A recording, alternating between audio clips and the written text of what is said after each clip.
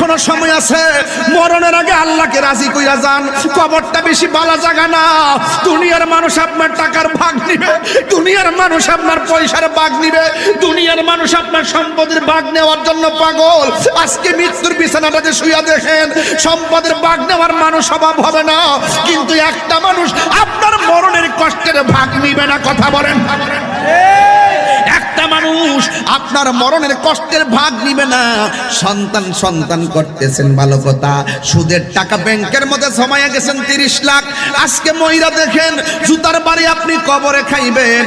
আপনার পোলা সুদের টাকা দিয়ে অ্যাপাচি, হাং, পালসার আর 15 এইরকম মোটর সাইকেল নিয়ে রাস্তাঘাটে মাস্তানি করবে, আর এই হারাম টাকা দিয়ে যাওয়ার কারণে কবরে জুতার বাড়ি আপনাকে খাইতে হবে। কথা বলেন ঠিক না?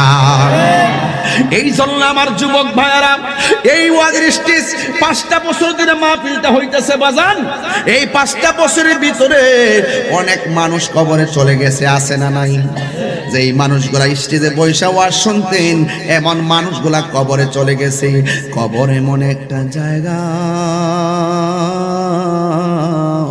কবর এমন একটা জায়গা, রাসূল বলেন বেনামাজি হইয়া কবরে গেলে গো, তোমার ডান পাশের মাটি বাম পাশের মাটি তোমার এমন জোরে একটা চাপা মারবে, তুমি এমন জোরে একটা চিৎকার মারবা, তোমার কান্নার আওয়াজ ঘরের পাশে থাকলেও শোনার সুযোগ নাই।